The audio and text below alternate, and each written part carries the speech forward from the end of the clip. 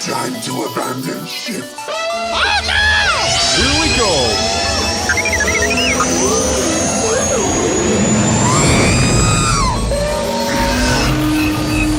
Can I persuade you to join us for a drink? It's a tradition. Here, here. Jar Jar, homie, my main man, quickly, before the Separatists attack, get into the escape pod. Hey! This is escape, then we're the pod.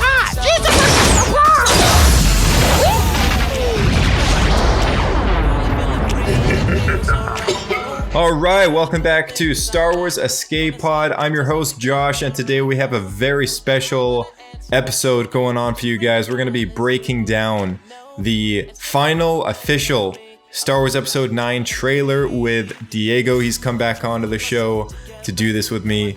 He had a big freak out last time. He was adamant about avoiding this trailer, and yet I have somehow managed to convince him to come over and record this breakdown with me. So I'm so happy that he did. So thank you, Diego, for coming on the show and doing so, because it's a good show. It's a great show. We did a great job at breaking this trailer down piece by piece.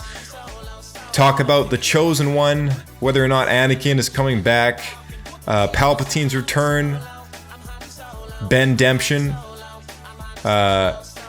and Rey and Ben Solo team up. Oh man, there's so much to talk about. The Knights of Ren, the new cover on the Marvel comic book, that was crazy. This past week I saw that news. Insane. If you don't know what I'm talking about, Google search Luke and Ben Solo in Marvel Comics, and I'm sure it'll come up. But anyway, let's dive right into this trailer breakdown, shall we? Let's go meet up Diego.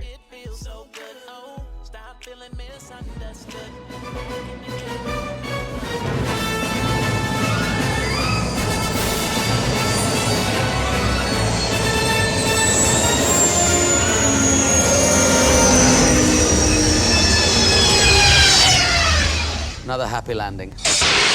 All right, welcome back, Diego. Thanks again for coming back on the Escape Pod. It's great to have you. No problem, man. Good to be back. Yeah. Well, today's an exciting day because you and I are going to talk about the new trailer, which last time you were on the show, you expressed great disinterest in watching this trailer. Yes, very much so. Yeah. Okay. Yeah. So I am force feeding it down your throat. Yes. And we're gonna have a good discussion about this. So I just want to dive in right away. Let's just watch this trailer, and then we will discuss afterwards. All right. So okay. Yeah. Okay. All right. Here we go.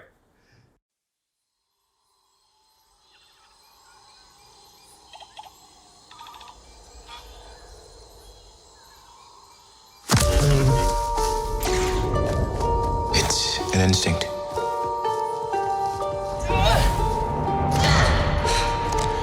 A feeling.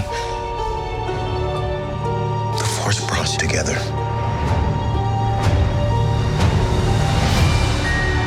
We're not alone. Good people will fight if we lead them. People keep telling me they know me. No one does. But I do.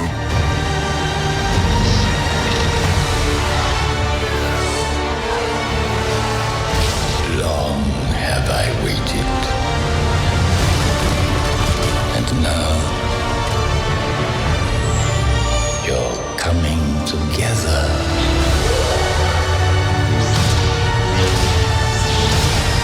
Is your undoing. What are you doing there, 3PO? Taking one last look, sir, at my friends.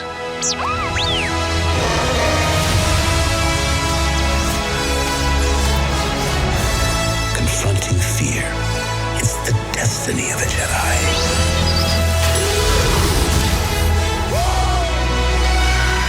Your destiny.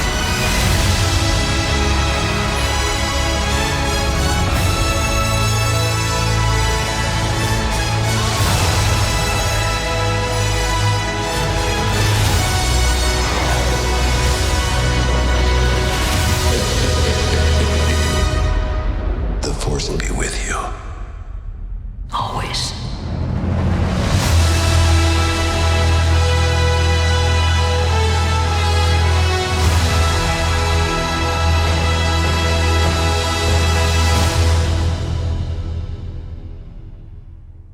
right. All right. Well, initial. Okay. Okay, what do you think of that? All right. Well, watching it, like it looks good. You know, it's definitely like it sucks you in and it gets you glued to the front of your seat kind of thing. I can definitely see the rumors that we talked about on the last episode about, you know, Palpatine coming back and then, you know, seeing that this is truly like the end. Well, we know it's the end, but still like Palpatine coming back and whatnot. Like we see, okay, that's starting to look more and more confirmed. We actually hear his voice. Yeah. We actually get a glimpse. We don't see his face, but we get a glimpse of him in his chair, looking down on Rey. Yeah, you saw the side of his hood there. Yes. Yeah. Very similar to in Return of the Jedi when Luke and Vader are in the Death Star and they're kind of in front of Palpatine, and we see kind of like his hooded cloak and he's in that chair. Yep. Very similar looking to what we just saw here. So in my mind, definitely confirms, okay, we can expect to see Palpatine back. Exactly what they're going to do with him and his purpose for coming back, not exactly clear. They just kind of like, you know, they just kind of say, okay, hey, he's going to be in the movie. But we don't know what he's going to do or his purpose. So that's kind of exciting. Now, the other part of me is kind of like, in my opinion, like since Disney's taking charge, in my opinion, they've kind of gone downhill, very much so. But you know, I'll be fair, like I have been with the other movies, and I'll go in and I'll watch it, and I'll be positive as much as I can. Yeah. But first thoughts on the trailer, it looks very, very good. Yeah. Were you at all surprised by this trailer? I wouldn't say surprised. I would say in the little snippets that you see of like Palpatine and stuff, like you get a couple glimpses of battles that Kylo Ren and Rey have. You for me, like it was nice to see it, but I think as a whole, the whole trailer, it was just kind of like a movie trailer. It wasn't like really any large spoilers or anything like. Yeah, really it does. The trailer does a good job at like not spoiling you, kind of thing. Yeah, exactly. But it still points the finger in the direction of where you think the story is gonna go. Yeah. Yeah, we do get that glimpse of Carrie Fisher as Leia giving Rey a hug. That footage we actually got in the last trailer as well. Obviously, they don't want to give away what limited footage they have on Carrie, so I'm not surprised we didn't see any more of her. But we got some more shots of Lando. But that was actually really cool to see. Yeah. So what I want to do is I want to break down this trailer beginning to end, and then I want to talk about potential storylines that could come out of what we've seen so far. But initially, though, I'll just give my reaction to it. Before seeing this trailer, obviously, I wasn't as excited as some people were for this movie. I've also been kind of like hurt by the whole Disney shift and the loss of the George era and the loss of the Lucas touch. So his potential sequel trilogy. Yeah. It could have been weird, but I think I would have loved it just like the prequels. Oh yeah. Because I love the prequels and I think the sequels would have really grabbed a lot of threads that he started there. Yeah. But whatever the case, we know that JJ did consult with George before writing this movie. Yeah. So that was a sliver of hope that I had for something of a, I don't know. It's when I saw The Force Awakens, I kind of felt empty inside after watching it. It left me with a ton of questions. It did not feel like an episode 7. No. It didn't feel like a sequel to episode 6 at all. It was an episode 4 It felt like, it felt like a whole new story was just beginning. Yeah. And it didn't feel like this was supposed to be the third arc of a 9-part saga kind of thing. So I felt very empty when I walked out of the movie, as opposed to a lot of people who still to this day love that movie. They came out of it feeling insanely nostalgic. And I think The Force Awakens just mashed that nostalgia button so hard. Like they broke it. They broke it like to the point when people went and saw The Last Jedi, everyone hated it because the nostalgic button was hit so many times. There was no nostalgia in Episode 8 at all. It was they brought Yoda back though. They did. When they brought Yoda back, like I was like, whoa, that took me back. I wasn't expecting it. I expected them to do something like that. I didn't know that they would only bring Yoda back. I thought that, like, back then, I was for sure they would bring back Hayden Christensen as Anakin Skywalker. I was like, this has got to happen. This has got to happen this trilogy. If it doesn't happen in this movie, it's got to happen in the next. Yeah. And you know, sure enough, like, after Yoda showed up, though, it gave me a sliver of hope that, oh, maybe they will show up at some point. So we'll get into that in a bit with the Force Ghost thing. But okay. So let's break this trailer down. Yeah. So I'm just gonna start it over from the beginning. First shot we get is Rey running through the forest here, and this helmet pops on the ground. Okay. All right. So this shot here. Look, did you see the training droid that's following her? She like deflects a little bullet. There. Do you see that? Yeah. So this planet, I'm assuming she's just training on it. But this planet, it was revealed that this planet could potentially be the exact same planet that we see the Death Star 2 on, which is the ocean world or whatever that is floating around it. This could be the same planet. I'm not entirely convinced that it is, but there's strong evidence that it's the same planet that this that the Rebel blockade Corvette is on that rises out of the forest. It looks like it could be the same planet as that. So either way, we get this shot of Rey running through the woods, and then she's inside what looks to be the Death Star 2. So that looks like she has already kind of gone across the oceans and intercepted the Death Star 2. She's inside the Death Star 2 at this point, I'm pretty sure. Yeah, if there's anything left of it. Yeah. It was blown up, right? So. Yeah, in the film it does blow up, and yet they've still established that there's pieces left, well, I guess. I was just going to say, you know what? They blew up the Death Star twice. Palpatine is back, so we don't even know. Like, we don't even know what's going on now. Yeah, totally. Yeah. And earlier this week, it's worth noting that Star Tours, I guess, spoiled the name of the planet that the Death Star 2 remnants are on.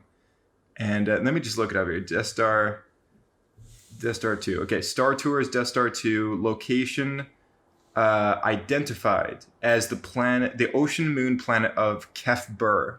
So it is not Endor. Yeah. A lot of people were thinking the Death Star 2 crashed on Endor, in the oceans of Endor, I guess, if Endor has oceans. And it is not Endor. It is the ocean moon of Kef Bir, is where the Death Star 2 crashed following the events of Return of the Jedi.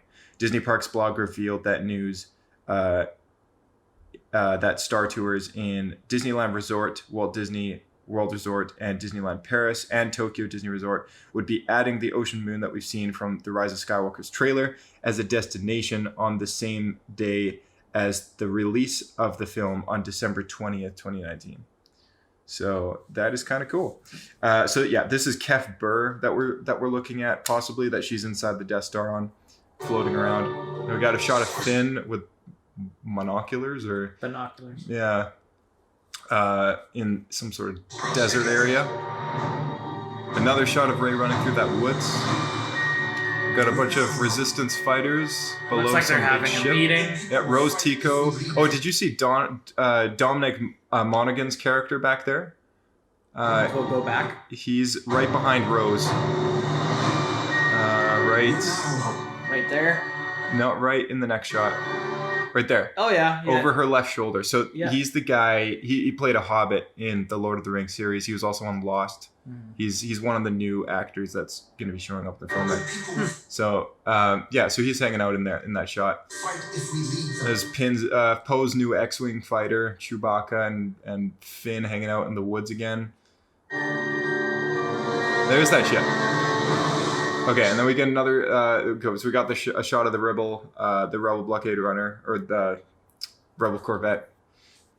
I don't actually know what it's called. I don't know if it's the Tantive 4 or not. There's some sort of Or tsunami Tantive going 4, on. whatever you want to call it, Tantive. It's questionable whether or not it actually is that ship or not. But yeah. Cool. This is a shot of Rey on one of the floating Death Star pieces. And she's got her lightsaber ignited, big waves crashing down. This is very reminiscent of Mustafar. Oh, Mustafar! With all the lava spewing out of the ocean or out of the lava rivers and everything. I was gonna say episode 2, when Camino. On Camino. When Obi-Wan first meets Jango Fett. Yeah, I got it. This is so in the background. If you look closely through the fog, that is a massive piece of the Death Star there, hanging back there. The so this little piece that she's on, see the sides? It's got these like vertical slats to it and a big turret kind of thing. It looks like a walkway. It looks like the walkway that Obi-Wan and Anakin were fighting on in episode 3 when that massive spew of lava like goes behind them. You know what I'm talking about? Yeah. And then they eventually they drop down from that pillar. Yeah. They drop down from that pillar that falls down. Yeah, that's right. And then they fight on those two droids on the lava. Yeah, that's right. In that entire sequence while they're outside the shields, that main mining facility or whatever. Yeah. It looks very close to like the how the waves are like crashing up against each other and spewing out all this mist. It looks like the lava in a way, like I like the imagery just that's going on. Oceanic.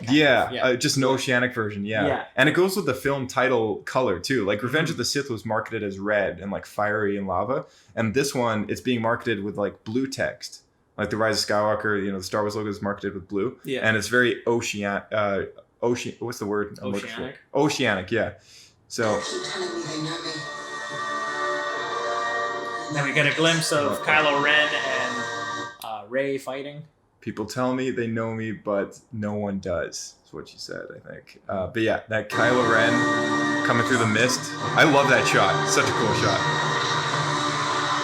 Okay, this is one of the more interesting shots. We get a whole bunch of TIE fighters flying towards this big, icy... Superman-looking place. Yeah, almost like a Fortress of Solitude in a way. Yeah. So, here's my question to you.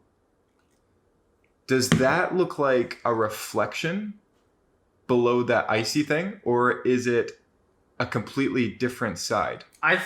Because at first I thought it was a reflection, but it's not. It doesn't look like if you look very closely at the way that mountain on the left side of what looks like an island, right? It looks like an island with an ocean around it. Yeah. But it's actually like if you take a good look at the different halves, it doesn't mirror each other. Yeah, because at first glimpse, to me, it looks like these TIE fighters are fighting. They're flying like kind of like the reflection kind of would look like what's an ocean. And then they're flying towards like a glacier. And underneath the glacier is kind of what looks like a city. That's what I thought. But then if you look to the right of the screen, you kind of get a glimpse of space. You can kind of see the stars there. Mm-hmm. So I'm not exactly sure what the whole deal with that scene is, where exactly they are. Yeah, it makes me wonder if this is just some big hunk of ice like floating in space or something. Like a big glacier or something. Yeah, like a glacier in space. Like it's not the first. I mean, it could be possible that it's like a massive icy meteorite or something like that. Like some massive kind of, like we've seen big asteroids in episode 5. Oh yeah. With that massive worm and stuff that attacks the Millennium Falcon. This could be just a big ice block kind of thing, It could be. Yeah. So that would be new. That would be something that I have not seen in Star Wars. So that would be kind of cool. Mm-hmm. Changes things up for once. So yeah, it's, there's some buildings over there. It looks like there's some sort of, maybe some Imperial base on it. And yes, I'm using the word Imperial here, because what we see soon here is Imperial class Star Destroyers. They're not First Order Star Destroyers. Yeah. You take a good look at those Star Destroyers. They actually have the Imperial, the original trilogy look to them exactly the way we remember them. Yeah. So all the TIE fighters. Palpatine's throne. We get a glimpse of his throne. It's very like Long have I waited. yeah, very. Oh man, this is Ralph McQuarrie's concept art for the Emperor's Throne, for Revenge of the Jedi, Yeah, which they never used. Yeah. And it bears resemblance to Snoke's throne in a way, but it's got all these like jagged spikes coming out of it. So Yeah, it's kind of cool. like thorns or something sticking out. Yeah, all this And like the misty chair smoke. kind of resembles in Return of the Jedi when they're when Vader and Luke are about to fight and Palpatine is just observing them in his actual seat. It looks very similar to it, Mm-hmm. but there's still thorns and stuff Now, on the side. I hate to think that Palpatine had the Empire carve him out this throne. I hate to think that that is the reason why this throne is here. I like to think that there is some more ancient reason for there to be a chair conveniently placed like this in this place, wherever this is. Yeah, I don't think that the Empire, and I'll use Empire, not First Order, I don't think that they would make that Yeah. for him. Like you said, it would make sense that this is like almost something to do with the prophecy of the Chosen One and bringing balance. Yeah, to the something more Force. like mystical, you know. Yeah, like you have Yeah, the totally. Chosen One who's going to bring order to the Force, but you also have a Sith who's, almighty and powerful, so there has to be the two sides of the spectrum, Yeah. right? Actually, So it could it's be- funny that you bring that up because in the expanded universe in Legends, there is the Sith have their own tale of the Chosen One, and they call it the Sithari. And the Sithari, Palpatine believes that he's the Sithari to bring peace to the galaxy by wiping out the Jedi, kind of thing. The Sithari could very well be a prophecy. Like we haven't seen it at all referenced in the new canon, Right. but it's likely that they might consider the fact that the Chosen One theory could have been misread. It could be A tale Palpatine or it like could have been a tale that was told on both sides. yeah, exactly. It could be Yeah. a tale told on both sides. It could be a tale that is both true on both sides. Could It could be a tale because it's balanced, right? Yeah. So it might not be just a Jedi balancing the Force. It could be a Jedi and a Sith both acting on their own sides that eventually brings the story to a close and the Force to balance. So what we're looking at being this big jaggedy throne thing, Mm-hmm. I really hope is not just a throne made in Palpatine's vainness. Yeah. Yeah. I hope he didn't survive and crawl his way to this icy rock just to say, "I want a stone chair right there." It's just, Yeah, it just brings on the cheese level too much. Like It's way too I much. like to think that this is some ancient Sith shrine or a throne that he's like sitting on for some reason, some sort of like Sith obsidian that perhaps like is resonating some dark energy or whatever. I don't know. I don't know. Something. Just something anything. about this lair that gives him power. Something like there has to be specific, like really, really good reason Yeah. why he's back, how he's alive, And why he's got a chair like this? Why, why is he got a chair that looks like you popped out of blackberry bush? Like, it's just- exactly. I don't know. It's just like I like it, and I'm like I hope that they have a good reason for it. That's kind of all thing. I'm asking for. Like, it's cool. You want to bring back Palpatine? You could bring back Jar Jar Binks at this point, really. Yeah. But as long as there's a really, really good reason for it, then it's like, okay. Well, that's it's the key. just, it's That's totally the justified, key. Yeah. You know? But I like to think that George was brought on for a reason. Like as a consultant this time around, I like to think that they brought him back properly and not Yeah. didn't just figure, hey, This is let's the just final bring movie, Palpatine man. back. This is it. This is it. Yeah, this is the last one. This is their last shot. Exactly. So okay, so shot of Palpatine's chair. What's next? Star Destroyer, That's a Star Imperial Destroyer. class You can Star clearly Destroyer, see that. That is- crashing out of the ice. yeah, you can clearly see that. That is the shape of the front because it was Yeah, the long. it's got those shields on the top, the shields on either the side. top. It's the long piece here, and then the neck is long like that. It's clearly what we would see in episode 4, 5, 6. Yeah, yeah, totally. And do you think that is ice or do you think that's rock? I want to say it's rock. I think it's the same place that this throne that Palpatine sits is on, which is could be. it's a very stone room. Like the floor is stone, the walls are all stone, the chair is made of stone. It could be stone that it's breaking through. At the same time, it could also be the same place that we just saw with the TIE fighters, where it's just ice, right? Yeah. So it could be ice. Let's.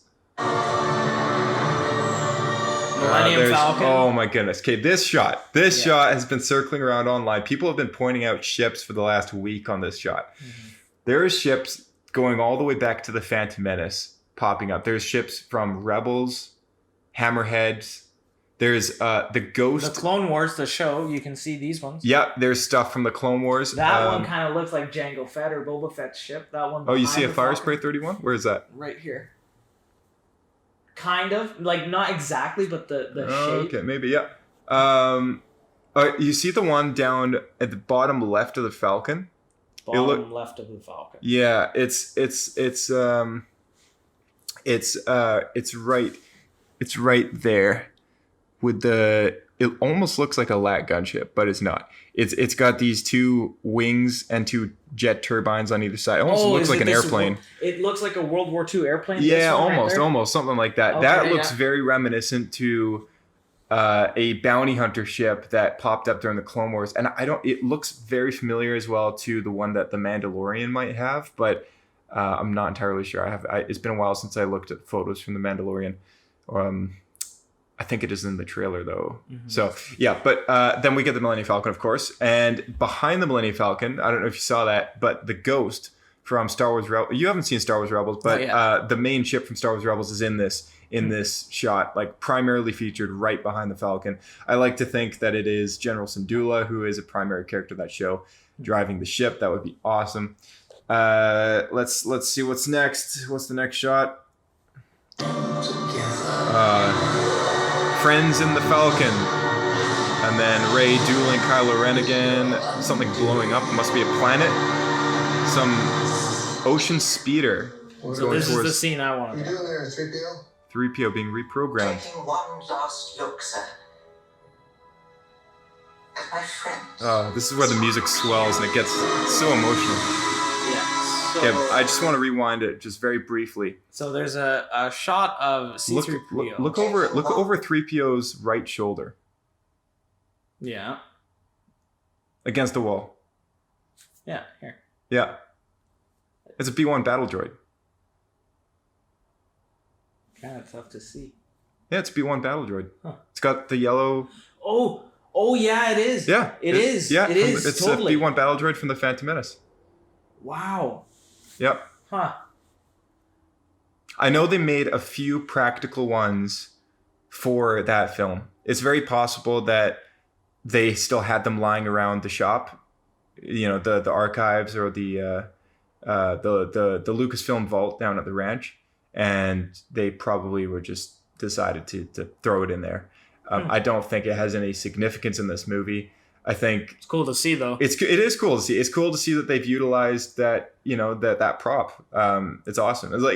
I wouldn't say I would group that in with tying up things in the prequel trilogy in this movie. I would say it's a nice little Easter egg, but in no means do I take this as like, oh yeah, we're gonna get some prequel stuff, It's a cool little nod. I think this is more the kind of stuff that we should have gotten in The Force Awakens as well. Yeah, I know in The Force Awakens, when they got to Maz Kanata's castle, at one point in the trailer shot, they had Anakin's pod racing flag hanging with all the other flags in that courtyard, and then when I watched the movie, they'd taken it out.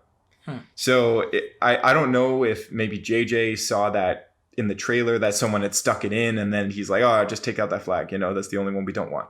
It's very possible that could have happened. It's possible that maybe something happened in the visual effects department. The texture got lost. Who knows? Yeah. But it's cool to see that JJ being the helm of this movie is opening up to prequel references. Mm-hmm. And here we are sitting watching the last trailer of the last movie, and we're seeing a B-1 battle droid. Yeah, like that's cool. That's something cool. very peculiar about that scene that we're describing right now. The shot is basically C-3PO, and he's got a bunch of wires going to the back of his head, and he's it might be reprogrammed or something. But he says that someone asks him, C-3PO, what are you doing? He says, I'm getting one last look at my friends. So I wonder what they mean by that, because if you think about it, like yeah. C3PO and R2D2 are very important characters, because Well, if they're you the think- storytellers. They are, Yeah. man. They've been in every single movie. They've seen every single battle. They've seen everything.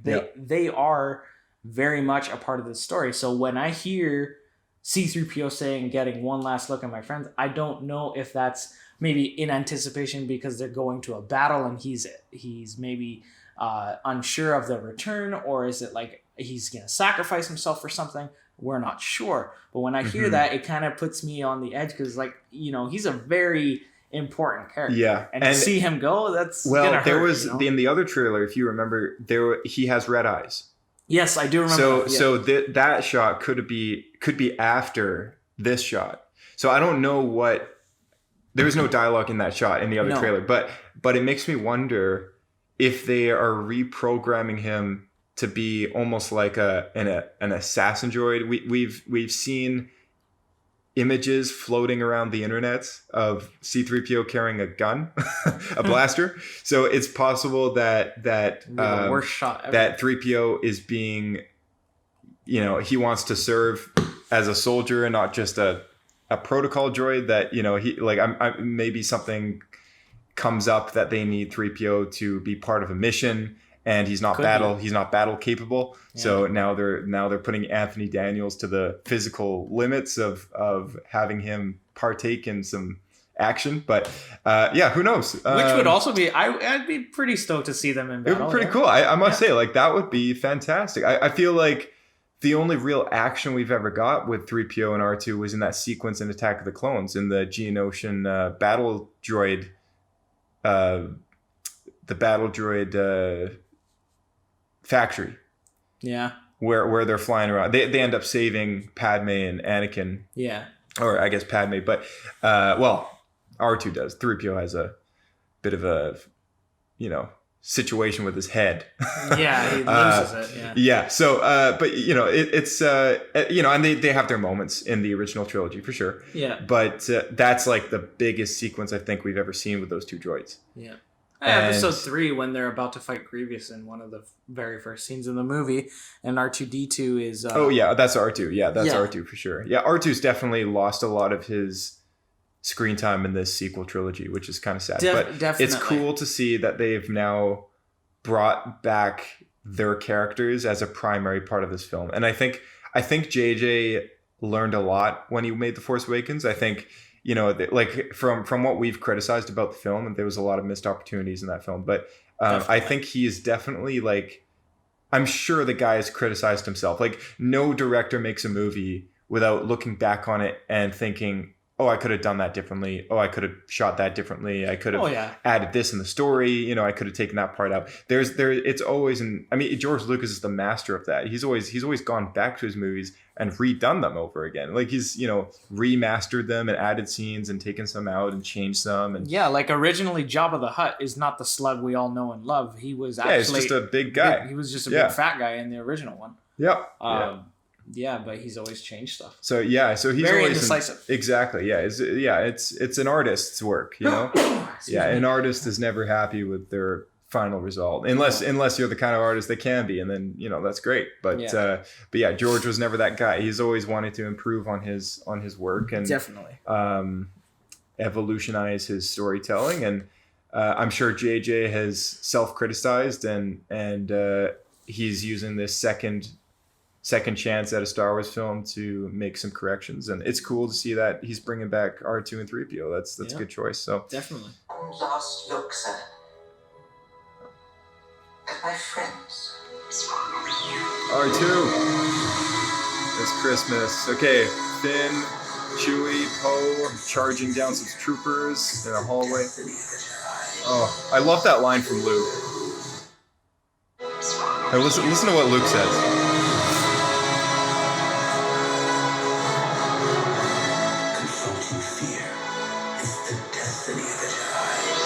And we get some more shots of Leia and Rey.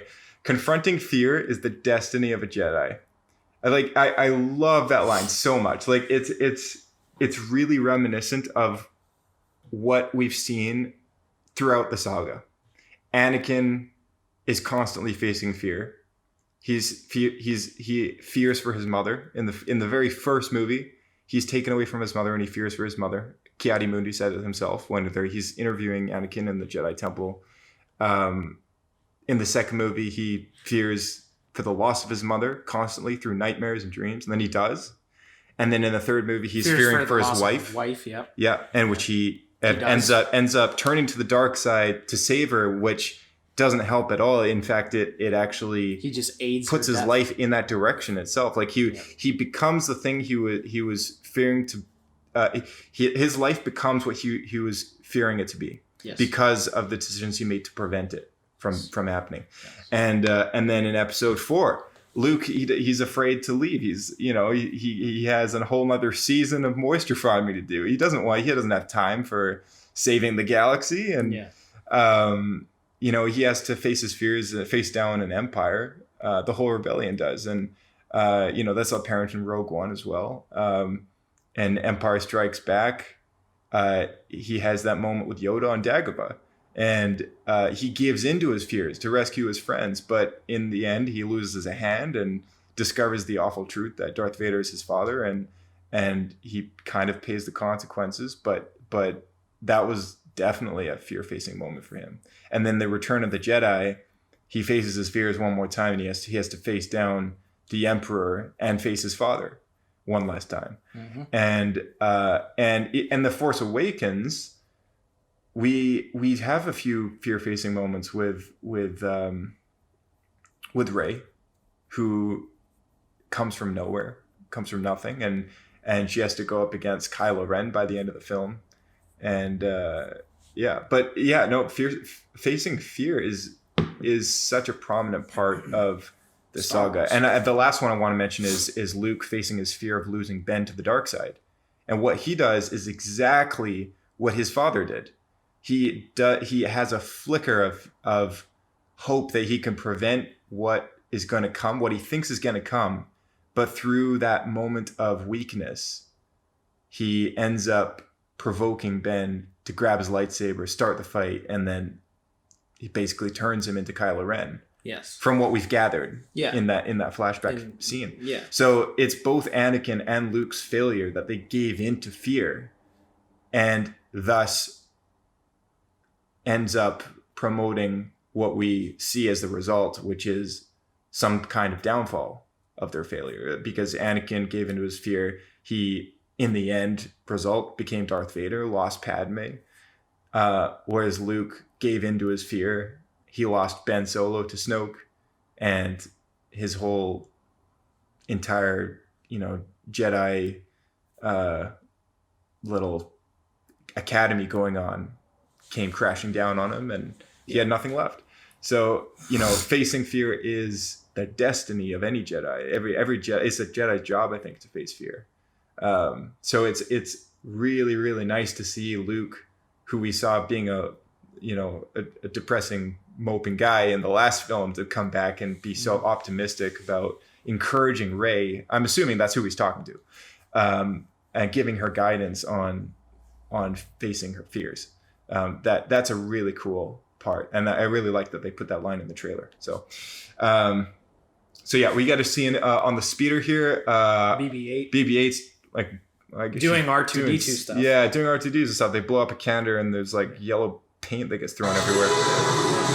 Boom. Oh yeah, some excitement. Lando and Chewie in the Falcon.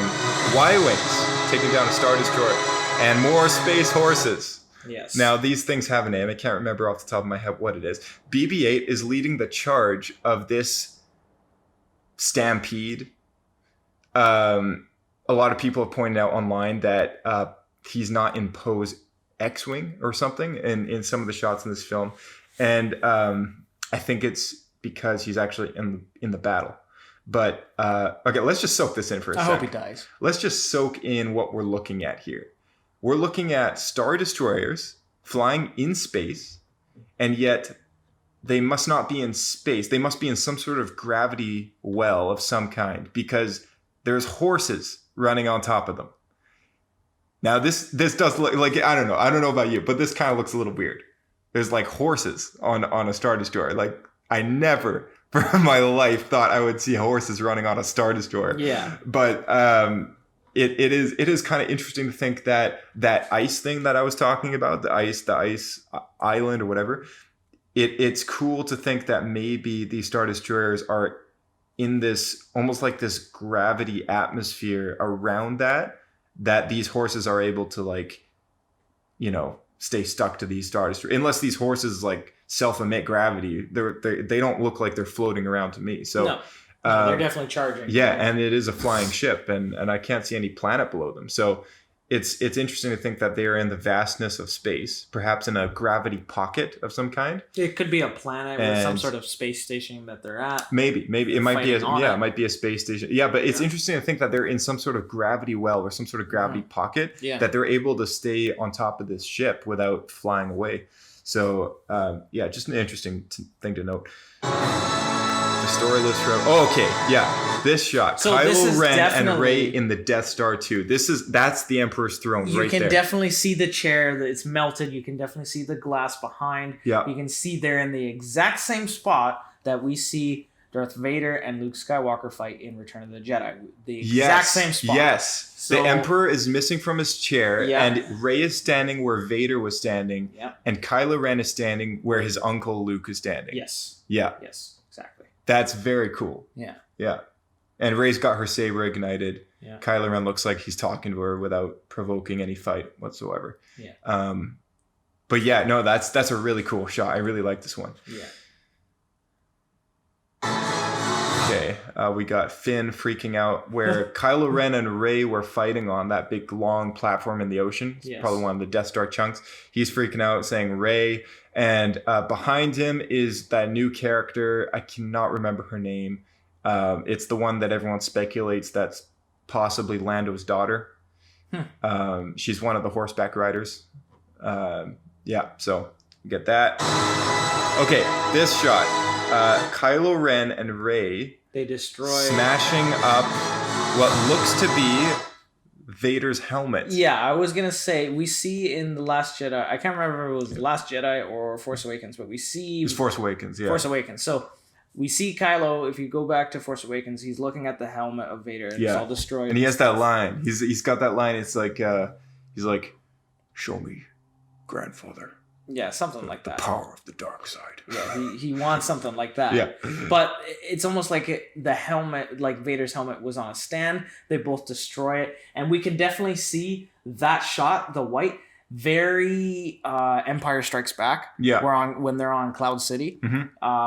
Very much reminiscent of that. They're destroying this stand or mantle or whatever that the helmet is on.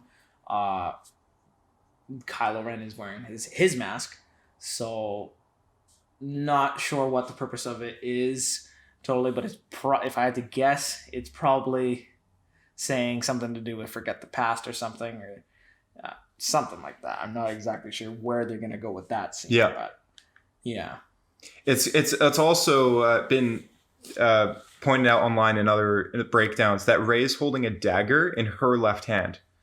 I'll try and bring it up on screen by playing and pausing. Doesn't that look like where, in some shots in the original when Vader is meditating or something? And Yeah, it kind of looks like that. how a the little bit. door goes up and down. Doesn't Yeah, that very yeah. much look like it. Yeah, that's true, actually. That's a good point. Okay, there. So look at her yeah. head. She's carrying some sort of knife. Yeah. Yeah. I don't know what that is, but it looks like it could be an ancient weapon of some kind. I have also self-speculated that it could be a temporary visual effects swap for a second lightsaber hilt. Could be. So like if she is carrying another lightsaber on her, because the rumors have been circulating that there is a second blue lightsaber in this movie. That could be very untrue. I don't know. But if she is holding that lightsaber, can you see the blue hue around her? Yeah. It's like this lens flare of some kind that's just curving around her body on one of the last frames of this shot. But it's possible that there could be a second blade that was not being rendered in this shot. It could be a second hilt that is being temporarily swapped out with a makeshift weapon of some kind. I don't know why they chose to use a dagger. I could be very wrong about this. I could be very, very wrong about this. But it very much looks like it could be a second lightsaber. Like it could be a temporary visual effects swap for what will be a lightsaber. Right. They've painted out, the lightsaber. It's just a speculation. I don't know. That could be very untrue. But it might just be the dagger. But it's just interesting to think like, okay, well, it's an odd thing to have in this trailer. We don't see her carrying around a dagger in any other shots, and we see Rey quite a bit more than most of the other characters in this trailer. And we've seen her previously in other trailers. So and I've not once seen this dagger. It's funny you mentioned that. In the other trailer, there was one shot where we see what looks like Rey, and she's got a dual. Oh lightsaber. yeah, it's Rey with a double bladed lightsaber. But it's red. So I want to know what that's all about. Yeah, I wonder. Well, a lot of people are just instantly convinced on the fact that it could be a vision of some kind about her possible fate if she gave into the dark side. Yeah. Because we got hints of that in The Last Jedi, that she went straight for the dark side when she went for that cave to find answers. She basically gave in to the temptation of the dark side to uncover those answers. So it's possible that there could be some more hints that build on top of that, hinting that her lineage even or her destiny could lie in the dark side, and she could be the character that refuses it. Whereas all the other characters we've seen, their destiny lies in the light side and very frequently have turned to dark. So that goes for Anakin and Ben Solo. Like they weren't. Well, I don't know. Maybe Anakin was it. Maybe it was a part of his destiny to give up the light temporarily. Who knows? But I want to get into that a little bit later. There's some information that I uncovered recently, which is very interesting to that subject. But yeah, no, it's interesting. This shot is very interesting, and it's also interesting to me. I don't know where they are. It's some white room somewhere. It looks very Death Star-ish to me. Like if you look at the walls, it's got those horizontal, roundish light paneling. That's something we've seen pop up in the First Order ships and areas. It's also something that the Empire was known to have. So it's very likely that this could be a place that maybe Kylo Ren has, maybe it's his place, maybe it's his hood. I don't know. There's also, is that,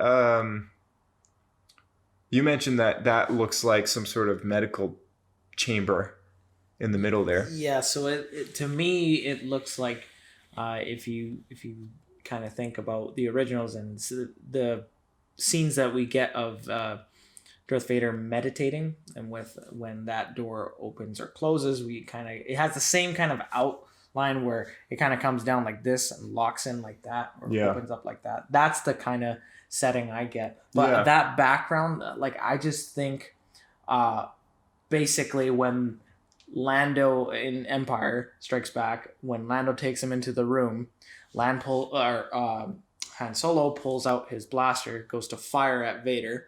He stops the blast in the air, force pulls his blaster out of his hand. That white background, that just screams Empire Strikes Back to me. Yeah.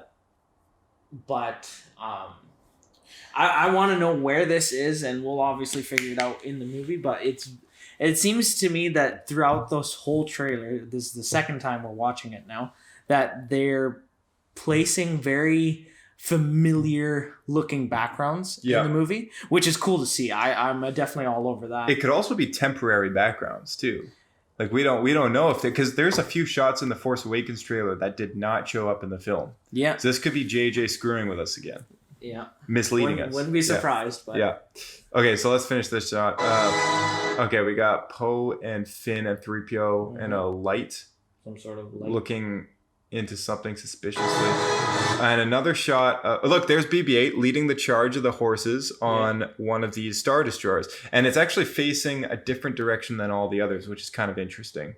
So maybe it's possible that the rebels capture a Star Destroyer, or they take control of one, and I don't know, maybe they're controlling it to face against the other But ones. they're flying. These look like First Order ships. They That is do, definitely yeah. an Imperial one. That's one of the newer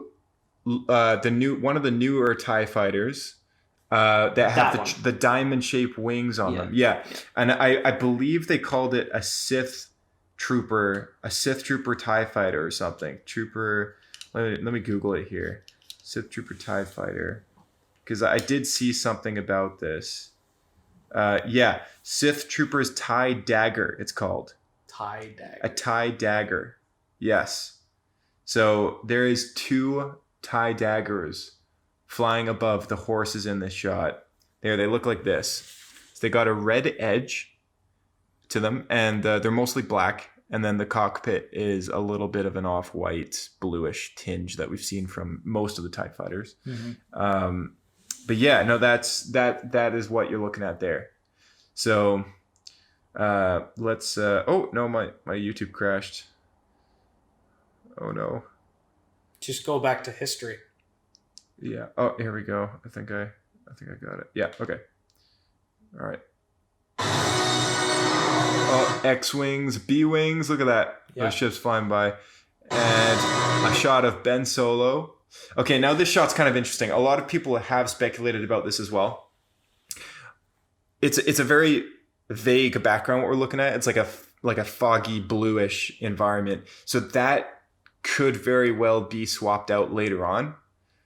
We got a typical J.J. Abrams lens flare at the bottom there.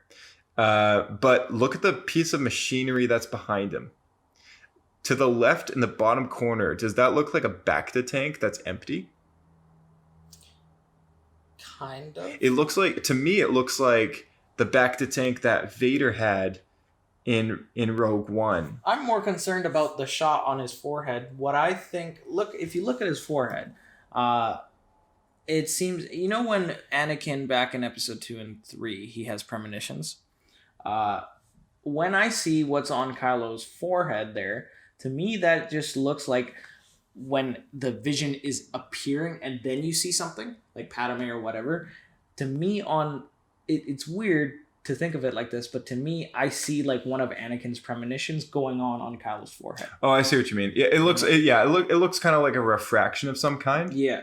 Yeah, so he could be looking at something that shows him that. Yeah, I don't know. Yeah, that's a good observation. I don't think it's like a premonition going on his face there, but like it's like he could be looking at something that is reflective, and it could be showing him something. Like he's got this look on his face. He could be seeing a vision, or it could just be a light issue. It could be just it could lighting, be just a lighting in his face, something. Yeah.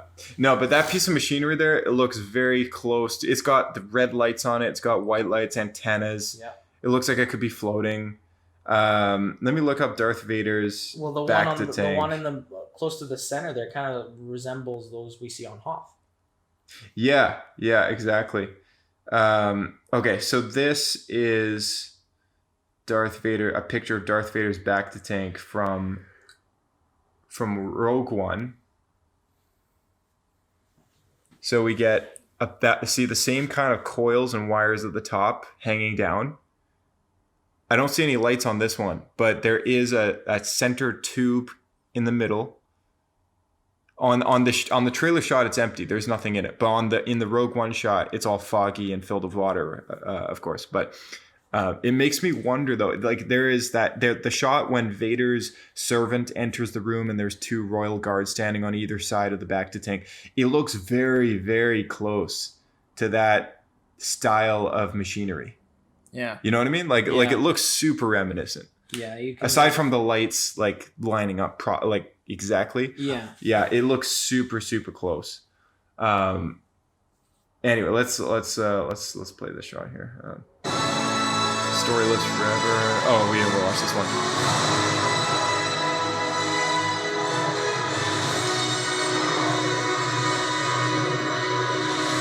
All right.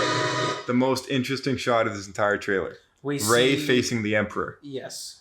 We don't see the Emperor's face. We just see him in some sort of chair. We see some sort of tank on the left-hand side. It's got some sort of line going to him. Maybe that's some sort of breathing apparatus. Who knows? Remember the leaks that we were talking about last time? Yeah. Okay, so spoiler alert for anyone who didn't listen to our last episode, the Star Wars Episode 9 leaks. But here we go. I'm bringing it up.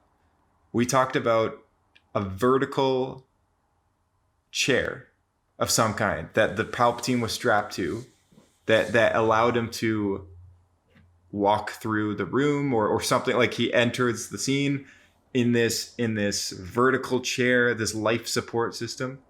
And it's essentially his wheelchair. Kind of, yeah. Yeah. It's, you know, and look, he's like towering over Rey. Yeah. And this is not the stone throne that we saw in that other shot. This is not it. This is a piece of machinery that is stuck and tracking to Palpatine's body, because the shot moves and this piece of machinery moves with him. Like if you look at him very closely, it's moving with him, and she's kind of cowering a little bit. This is the first time we've seen Rey like back off a little bit. Like when she was facing Darth Sidious. Well, like, yeah, this well, is like the this Lord is of the Sith, and right this here. is what I like to see, because when we saw Rey face Snoke, she just went all for it. Like, you know, she went twice at him, you know, grabbing Kylo Ren's lightsaber and igniting it, and you know, such an irrelevant character. Snoke, man. But it's Snoke and so we'll get answers. We'll get answers, I'm sure. But she went after him like fearless, and you know, and Snoke got the better of her, but like just totally force grabbed her and started draining her of secrets, kind of thing. Yeah. But we see Palpatine. But Palpatine takes one step towards it, and she kind of backs up a little bit. Yeah. And look, she's reaching for, I think it's her blaster on the right hand side. I've watched the shot a few times over and over again, and she does look like she's reaching for the blaster and slowly pulling it out of her holster. Yeah. So it's very likely that she's gonna try and take a shot on him. I don't think it's gonna work over so well for her. Yeah, no. That blaster is gonna go flying into the pit behind her. Because that's also another thing worth mentioning. It does look like there's some sort of pit, maybe like some sort of 20 cliff. meters, not even behind her. Yeah. Yeah, there's like some crevice of some kind. So yeah, she's kind of cut off at the back there. And there's some interesting pattern work on the ground. So I don't know if that's going to be replaced later on or what, but there does look like there's some kind of pattern going on in the ground. Those lines, you know, it's kind of interesting. So, also at the very last, like couple frames of this shot, I'm going to try and pause on the right second here. You do see something in this Palpatine shot. Okay. Oh, I just missed it. Okay. Look at his shoulder. His right shoulder. You'll see two fingers pop out. So he's reaching out his hand. Okay, so look at his shoulder, right? Okay, look at the very, very edge and stay focused on that edge. Because the very last couple frames, you're going to see... you're going to see his... like three fingers or two fingers slowly reach out. Yeah. Oh, you see that? You see that? Yeah. Yeah. So he's reaching out his hand. He's gonna do force light. Totally. He's gonna rip that blaster out of her hand before she even gets a shot on him. But no, I thought that was really cool, because at first I was like, why didn't they show Palpatine in this trailer? Like, they showed him, but they didn't show him. Yeah. You know, they showed him in the trailer, but there's no face. And it's like, is it even McDermott? Is it Matt Smith? There's been rumors that Matt Smith is coming in. He played a Doctor Who. There's rumors that he's been coming back or coming into Star Wars to play a young Palpatine. Mind you, I don't know why young Palpatine would be strapped to a medical chair. But so I am 99% sure this is Ian McDermott stretching out his hand. And we don't see his face yet in that shot. But if it's anybody but Ian, I don't know. It has to be. Like, Yeah, it's got to be. It's got to it be. I has mean, to his voice is in the trailer, so Yeah. it's him. It's him. we hear his laugh, so Yeah, it almost makes me think like, come on, man, like, come on, JJ, just show us a shot of his face or his eye, even like something like show I- him. I don't like want a to see finger, like 2 just a inches of his finger. hood, like Yeah. 2 inches of his hood. It's like, come on, that's nothing. That's But peanuts. at the same time, I don't want to see it because I want to get the full like experience. The proper introduction in the movie. Yeah, he's kind of thing. he's just like sprinkling like the Yeah. teas on there. He's just Well, we know that he's gonna be back. yeah. but we know this. Yeah. But yeah, okay. Let's just get through this final shot. Hold on a second. The Force will be with you, and then Carrie Fisher. Carrie Fisher. That's Leia saying always. It makes me wonder if she's at this point in the film, she's possibly dead. A force ghost of some sort. Yeah. All right, December 20th. Tickets available now. If you haven't got your tickets, better get on it. Anyway, that is the trailer, and We're gonna go see it. now let's do some speculating here. So, I want you to answer me this: what is the likeliness that Hayden Christensen is going to come back as Anakin Skywalker of some way, some form, whether it's a voiceover or a Force ghost, or he's just there in the flesh? What do you think? Quite honestly, man, like part of me says extremely unlikely, like 100% not gonna happen. Mhm. However, Palpatine is back. So at this point, if Palpatine is back, there's got to be one really good reason for it. Otherwise, it's just a nostalgia Yeah. button that they're gonna mash. But at any rate, if they bring him back, same thing. Like just with Palpatine, just like they got to do if they bring Anakin back, they have to give it some sort of reasoning. But I would be excited to see some sort of Force ghost or like On a scale of 1 to 10, how much do you want this to happen? 10 being yes, absolutely. 5. Really? Because at this point, like, don't get me wrong, if I see it and it happens, I'll be ecstatic. But I can't expect anything because they're bringing Palpatine back. So for me, that's a huge step, right? Did you ever watch Solo? I actually never watched Solo. Oh, that's right. Okay, Yeah. so we're going to watch Solo after we watch, like, Clone Wars and all that, just so that you get the full effectiveness of that story. But they did something in Solo.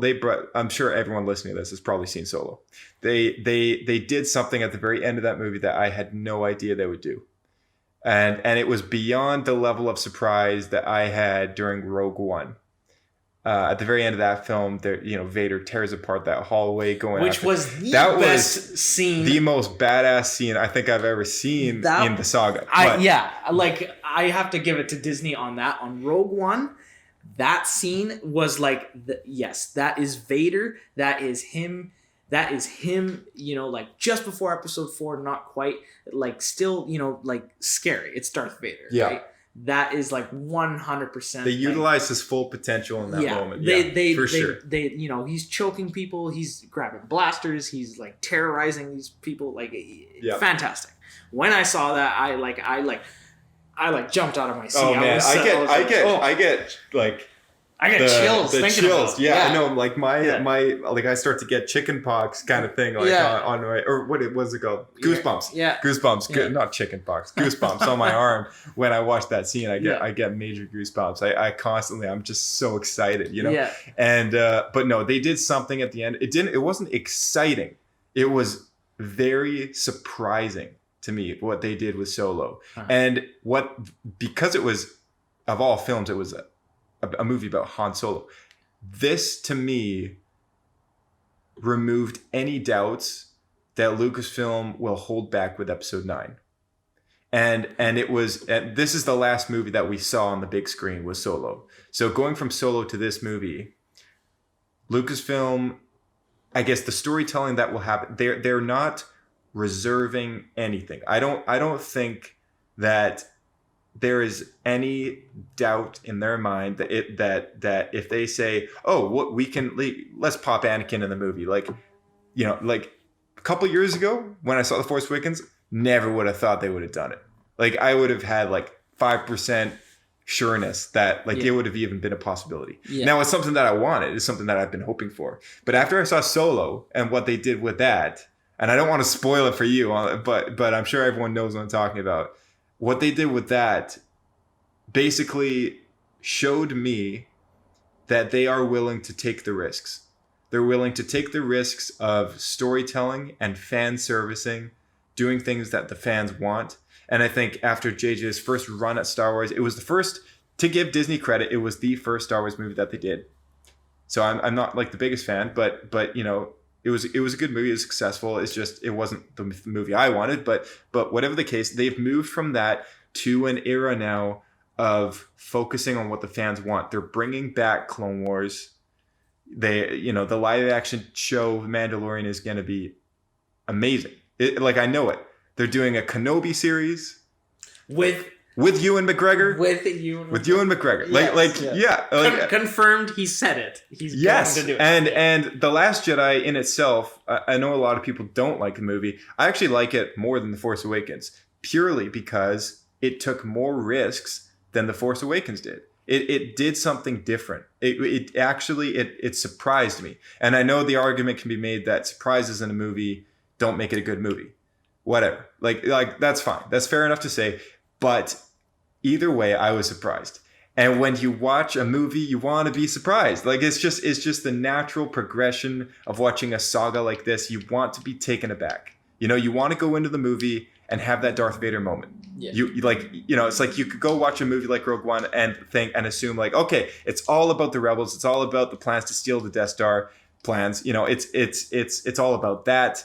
And then you get the Darth Vader moment, and then you're like, "What? Like I was not expecting that," you know. And so even him showing up with his Mustafar with his castle, like even that scene was cool. Like I thought that's all we were gonna get, and then I got this big, huge hallway scene at the end. It's like, yes, you know, it just takes you off the edge of your seat to the point where you're standing up in the theater. Yeah. The more I think about it, the less I want him to come back just to give guidance, because he's the chosen one. Like this is the guy that should be bringing balance to the Force, and so you know my theory is probably very out there. It's super incorrect, but it's just like something for me to like wrap my head around of like, okay, how would they bring it back if they did?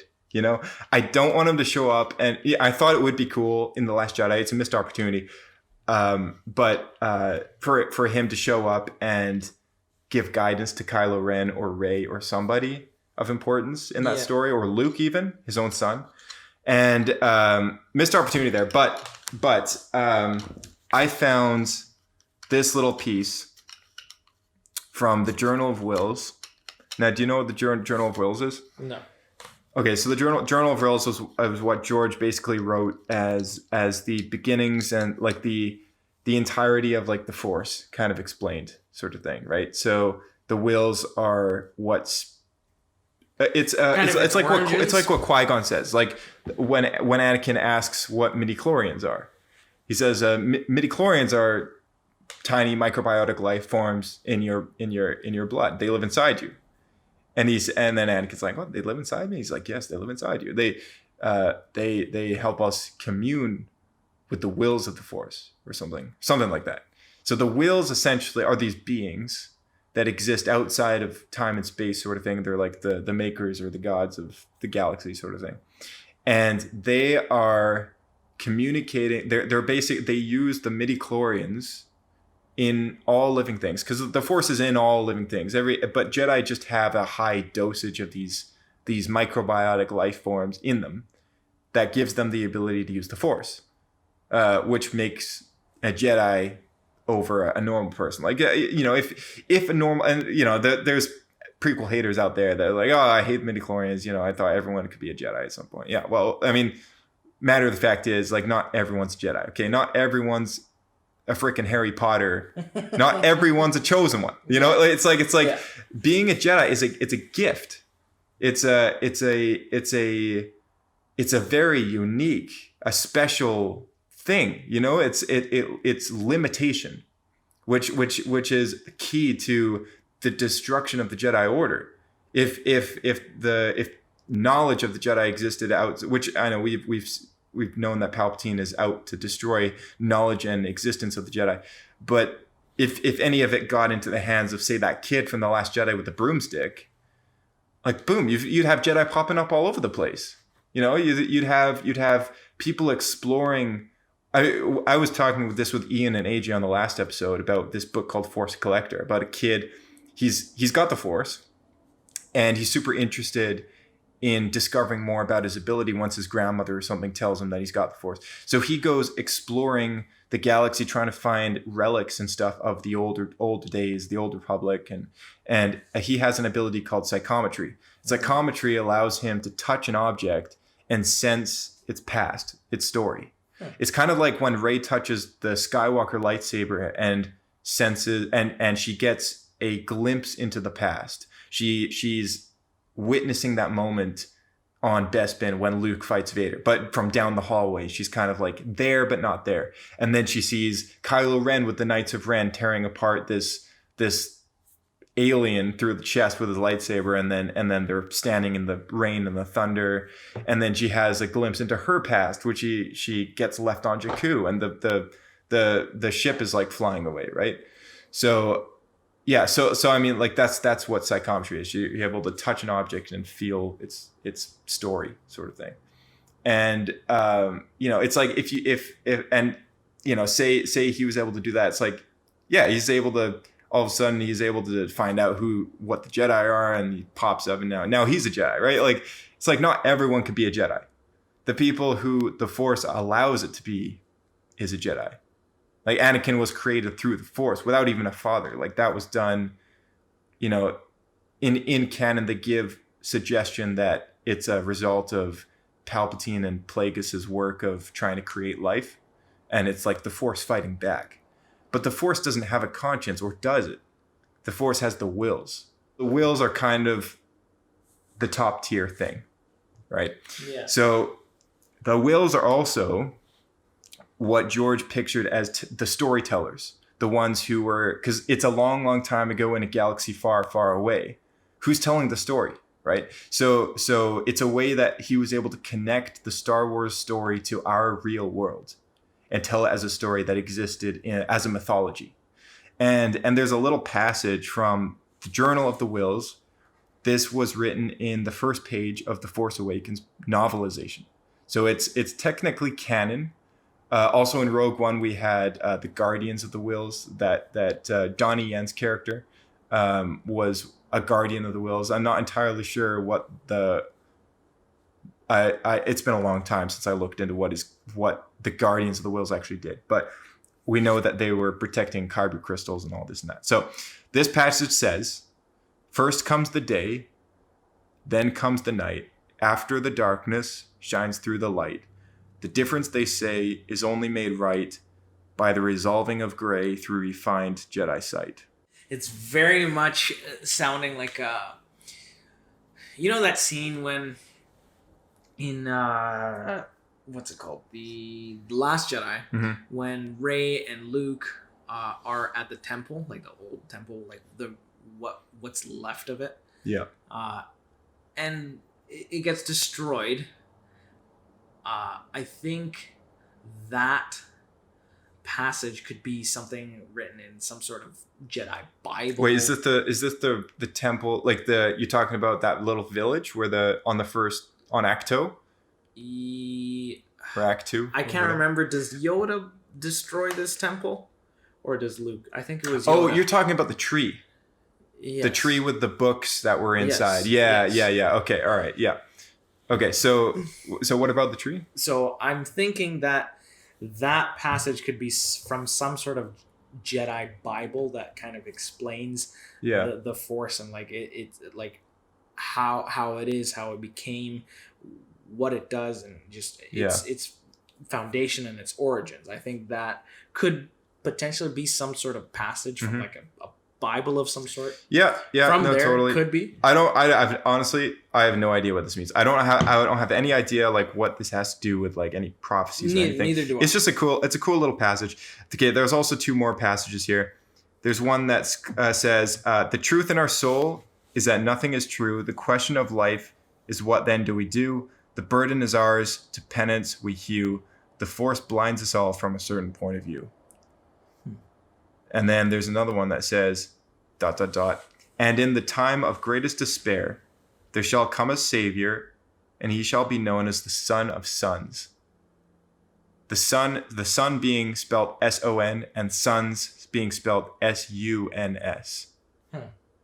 Now, I know 2 Son of Sons. Anakin, who is, I would assume, I mean, he kind of lives on Tatooine by the time we meet him, which is got 2 sons on it. And then there's Luke, who is a son of Anakin, and he also lives on Tatooine beneath the twin sons. I don't know if that has anything to do with it whatsoever, but I just thought it was an interesting little piece. The most interesting little thing, though, that I came across, which actually has relevance to what we're talking about today, is there's a canon novel that came out earlier this summer, and it revealed the entire prophecy of the Chosen One. We've only gotten a glimpse of it over the films and everything. This is the entire prophecy of the Chosen One right here. It was written in Master and Apprentice in that novel. So this is how it goes. The danger of the past is not past, but sleeps in an egg. When the egg cracks, it will threaten the galaxy entire.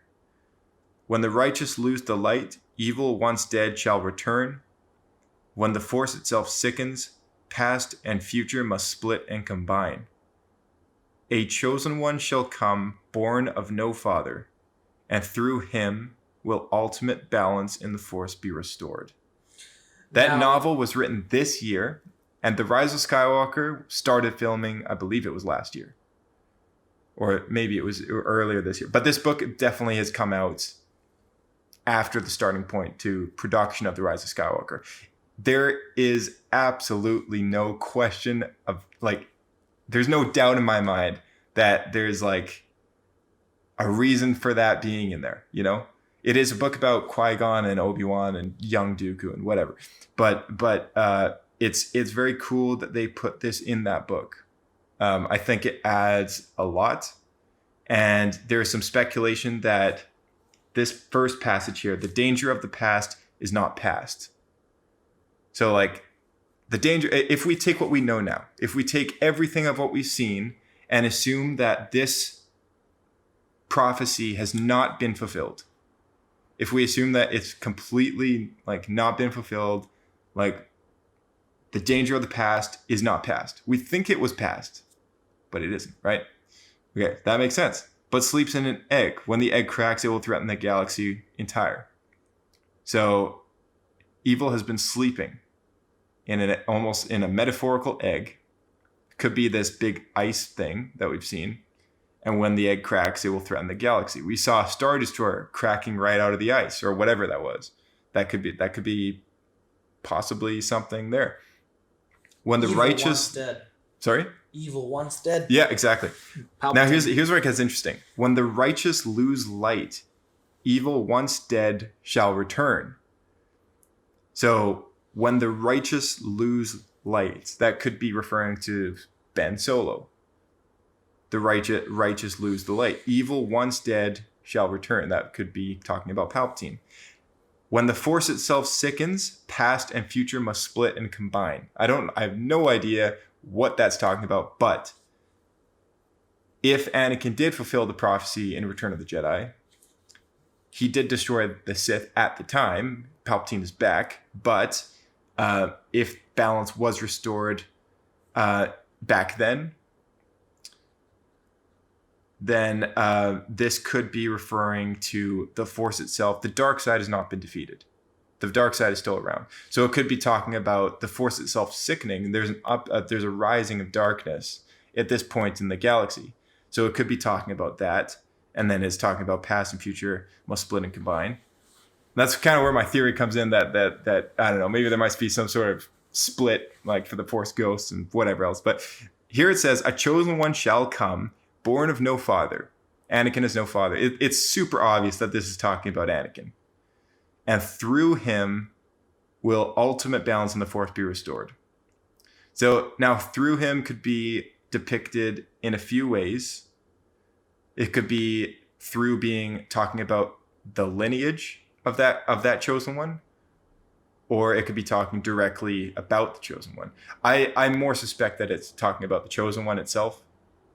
Otherwise, it would be kind of weird that it has all this to do with the chosen one, and then it ends up being the grandson or something or whatever. But yeah, I don't know. It's just an interesting little thing that I found out, which it adds a lot to like what's coming out on like the trailer and everything with all that. So yeah. Anyway, any last words about this speculation? It'll be good to see it. Like, I'm very excited to see where they take this, but like I said before, they've gotta explain the story, like, and they have to justify it. They have to make it, make sense of it all, because you got to think about it. This is 9 movies in the making, all made within very different time periods. Prequels made in the early 2000s, the originals in 70s and the early 80s, and then we have these in the 2010s. So all very different eras in which they were filmed. So there has to be some way in this 9th movie, in this final chapter, there has to be some way where they tie all of it together, make sense of it all, bring the balance to the Force. Palpatine is back for a reason, so we just read this. Yeah.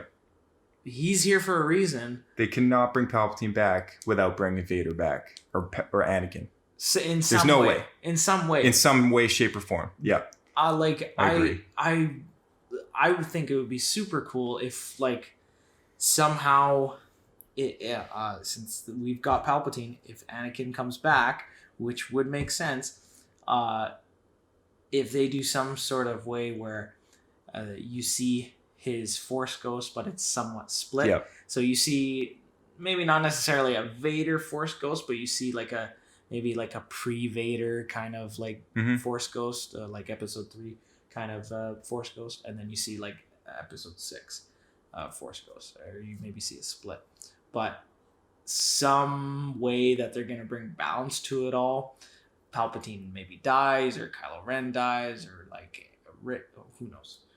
So yeah, I'm excited, but at the same time, like I will leave it off with this, and fans of the Clone Wars will know by watching the Mortis trilogy and stuff. You haven't watched those yet, but you will, and we're gonna aim to do that before the Rise of Skywalker comes out.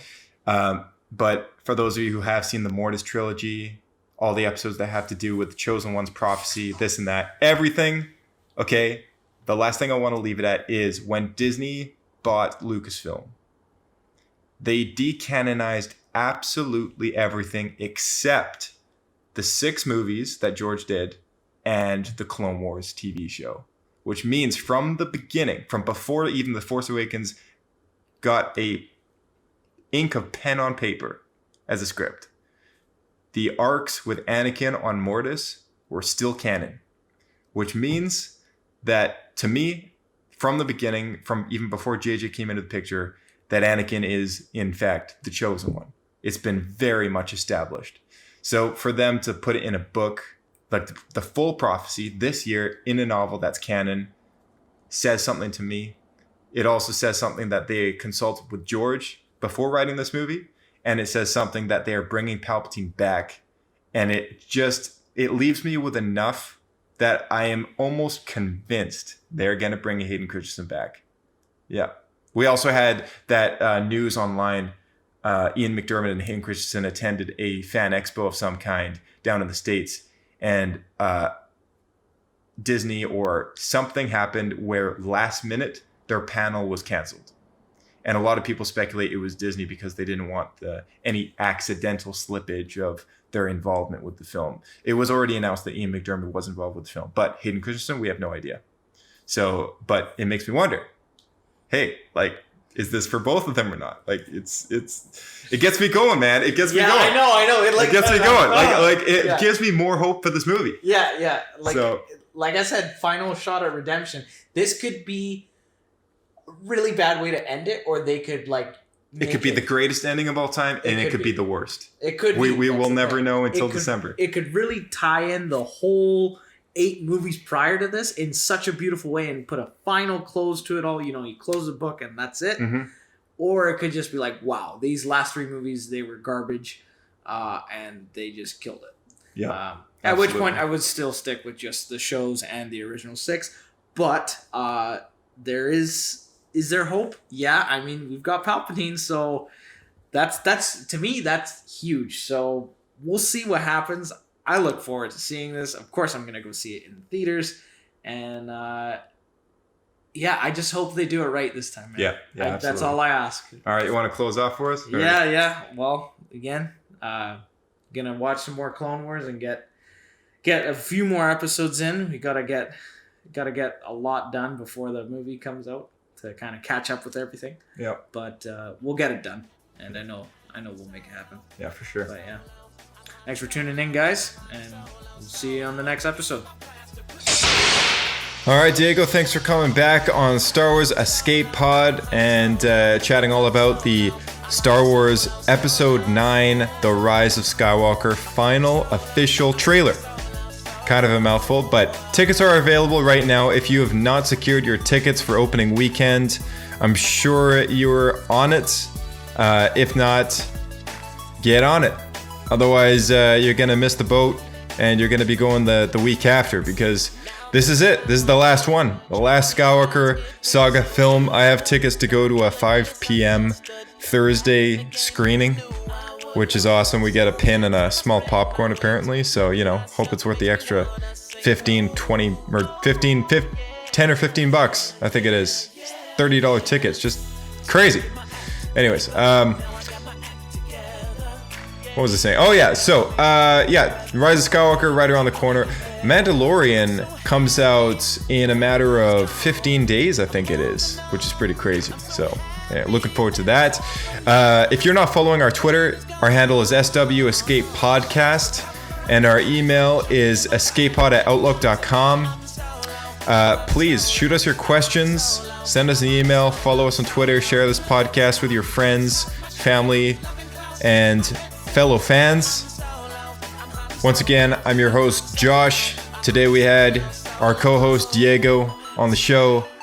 Thanks again for listening. May the Force be with you.